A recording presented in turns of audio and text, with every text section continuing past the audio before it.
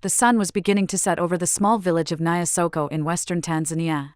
Golden light streamed across the dusty earth, casting long, elegant shadows of children playing, elders walking home, and mothers fetching water. But in one corner of the village, a man froze. His name was Baraka, and what he saw made his blood run cold. His shadow stretched ahead of him on the earth, but something was missing.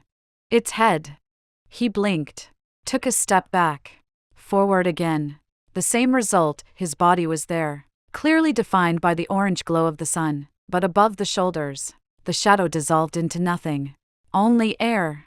Baraka dropped his bucket of water and ran. Villagers gathered. A murmur spread like fire through dry grass.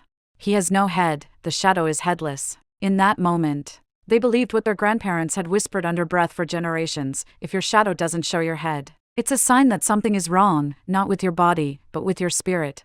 Was it a curse? A punishment? A warning? What does it mean when the sun itself refuses to reveal you completely? This old belief is known across many regions in Africa and Asia. Even in Caribbean folklore, the idea that your shadow reflects more than your physical form persists.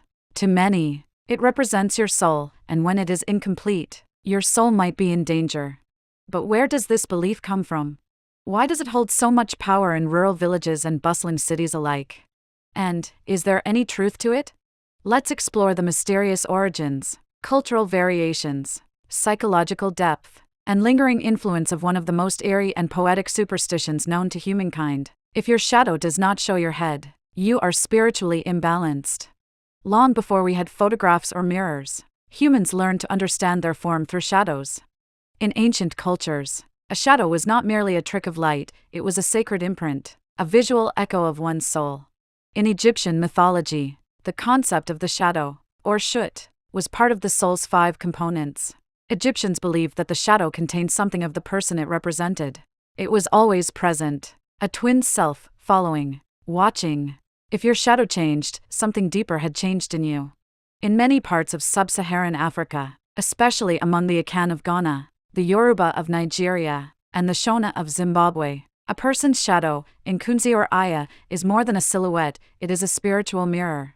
Folklore held that if you walked under the sun and your shadow was not visible or was distorted, it was a sign from the ancestors. Something within you was disturbed. This belief spread and evolved. In East African spiritual practices, it was said that witches or malevolent spirits could steal your shadow, or sever the head of your shadow, if you'd broken a taboo, betrayed a sacred vow, or disturbed a burial ground. And across the Indian subcontinent, shadow manipulation is found in black magic and tantric rites. There are ancient Sanskrit scriptures describing rituals where the victim's shadow is cut or altered to curse them with imbalance, madness, or spiritual disconnection. The idea that a full shadow reflects a full soul is as old as our earliest myths. While the concept is rooted in Africa and parts of Asia, variations exist across the globe. In parts of Haiti and the Dominican Republic, influenced by African diaspora traditions and voodoo, the shadow is tied directly to one's spiritual guard. A broken shadow may indicate someone has strayed from their spiritual path or is cursed by a sorcerer. In some indigenous Australian belief systems, the shadow is called Jarira and is considered a totemic force. To lose or distort your shadow could mean ancestral spirits are angry, or that you're walking in sacred territory without permission. In Old Slavic folklore, seeing a headless shadow was a sign that a spirit possession had begun, or that death would soon follow. Among Maori of New Zealand, shadows could become tapu-tapu, sacred or forbidden, depending on where and how they appeared. A broken shadow could signify offense to spiritual protocols. Even in medieval Europe, stories existed of witches being identified not just by their reflection in mirrors, but by the strange absence or distortion of their shadow at dusk. Though cultures differ, one message repeats: a shadow reflects more than form, it reflects truth. If the shadow is wrong, so are you. Why does a missing head on a shadow frighten us so deeply? Psychologists might say the answer lies in how we perceive ourselves, and how much we rely on symmetry and consistency to feel secure. The human mind is wired to seek patterns. A shadow that doesn't match our expectations disrupts the subconscious assumption of wholeness. It introduces a crack in our reality. But more than that, shadows hold emotional weight. Carl Jung, the Swiss psychiatrist, developed the concept of the shadow self, the dark, hidden side of the psyche where we bury shame, guilt, fears, and desires.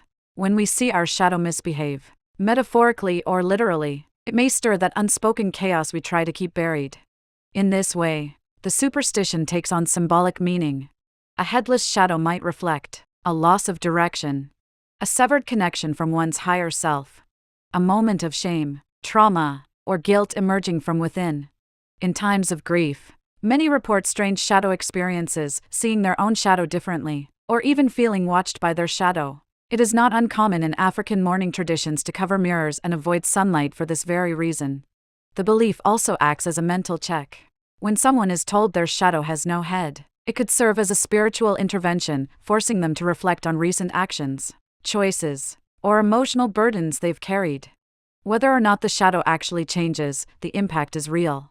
There are real stories, historical accounts, and whispered legends where the superstition of the missing head and his shadow changed lives. In the late 1800s, in the Ashanti Kingdom of Ghana, oral records speak of a prince who fled the capital after being accused of sacrilege. When he returned to his village, an elder woman reportedly screamed, "He casts no head." The elders took it as a sign from the spirits that he had committed an unforgivable spiritual crime. He was banished not by law, but by shadow. In 1923, during a colonial-era trial in northern Nigeria, a defendant accused of poisoning his brother claimed he was innocent and blamed the villagers for cursing his shadow. Witnesses testified that they had seen his headless shadow days before the victim fell ill. Though not legally admissible, the judge's final remarks noted the role of folk testimony in influencing public opinion. In more modern times, in the early 2000s, Kenyan tabloid newspapers reported the story of a woman in Mombasa who claimed that after visiting a coastal shrine, her shadow ceased to show its head. She was later admitted to a spiritual hospital, and traditional healers claimed she was the victim of severed ancestral alignment.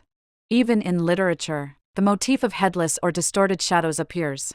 In Nigerian playwright Wole Soyinka's works and in West African folktales, shadow imagery is often used to express alienation, loss of spiritual harmony, or coming doom. In each case, the belief had power not because the shadow changed, but because people believed it could. Today, in an age of science, satellites, and skyscrapers, one might assume the fear of a headless shadow has vanished. But it hasn't. In many parts of Africa, Asia, and the Caribbean, the belief still persists, especially among older generations, spiritual leaders, and rural communities. In Nairobi, you can still hear elders warning young men to walk with their heads high so that your shadow follows you fully. In parts of Indonesia, where animist traditions blend with Islam and Hinduism, certain ceremonies are conducted in specific sunlight hours to ensure whole shadows are cast, especially when seeking healing or spiritual cleansing. Even in urban America, Caribbean immigrant communities sometimes whisper about seeing broken shadows as an omen of bad luck, sickness, or a haunting. Social media has brought these stories to light. Videos have surfaced of people documenting their own distorted shadows, some due to tricks of light, others harder to explain. Comments often include, "Go cleanse yourself," or "You're not balanced spiritually." It may sound irrational to the skeptical mind, but to many, it's part of a larger spiritual code. A reminder to stay grounded, to check one's spiritual alignment, to observe, not just the light, but what it casts behind you. And in fiction, gaming, and film, the image of a missing shadow or a shadow with no head has become shorthand for curses, possession, or spiritual imbalance. From anime to horror films to literary novels, the symbol lives on. Is the belief that a headless shadow signals spiritual imbalance simply folklore? Or does it carry dangerous consequences? Let's explore both sides. For some, the belief is harmless, a poetic metaphor for being spiritually off. It can act as a helpful check-in, reminding people to realign their lives, emotions, and connections to tradition. In this way, it's almost therapeutic. But there's another side. There are instances where individuals have been stigmatized, even punished, due to this belief. Children accused of being cursed, elders shunned for casting no head, people denied community support or medical help in favor of spiritual rituals. In some cases, the superstition has enabled witchcraft accusations, a dangerous path, especially for vulnerable people. However, others argue that this very fear also creates strong moral behavior. When people believe that spiritual imbalance shows in their shadow, they may act more respectfully toward cultural norms, elders, or sacred places. So, is it superstition or sacred knowledge? A prison or a compass? A danger or a lifeline? And so, as the sun begins to set and shadows grow long around us, we return to the question that brought us here. What does it mean when your shadow doesn't show your head? Is it a crack in the veil between worlds? A signal from your ancestors? Or simply a quirk of light on a strange afternoon? The journey we've taken, from the sun-baked villages of West Africa to the temples of Southeast Asia, from ancient tribal myths to modern online tales, shows one clear truth: beliefs are more than facts. They are bridges. Bridges between the seen and the unseen, the self and the spirit, the rational mind and the ancient instinct. This superstition, like many others, speaks in symbols. The missing head is more than just an oddity, it's a warning, a mirror, a whisper from something beyond reason. It tells us to pause, to look inward, to realign. Whether you believe your shadow can speak to your soul or not, the idea forces a deeper conversation. Are you truly whole right now? Are you in harmony with your values, your roots, your purpose? In our world today, shadows don't only come from the sun. They come from our past, our mistakes, our fears. And perhaps this old belief reminds us that when something feels off, when the balance is broken, we don't need to panic. We need to listen. Because sometimes, the headless shadow is not a curse. It's a call to wake up, to return to ourselves, to reconnect with what matters most: spirit, community, and a sense of purpose that no mirror, no science, and no superstition can ever truly define. So the next time your shadow falls strangely on the ground, before you panic, ask yourself not just what is wrong with my shadow, but rather, what is my spirit trying to show me? In the dance between light and darkness, belief and reason, we find stories, powerful stories that shape how we live, love, fear, and hope. Superstitions are not always about truth. Sometimes, they are about meaning, about feeling seen, about honoring the invisible parts of ourselves. If today's tale made you pause, if it reminded you of something from your childhood, or if it made you reflect on your own shadow, share your thoughts with me. What superstitions did you grow up hearing?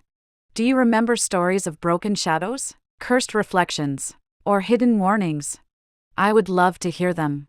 Be sure to like, share, and subscribe to the channel.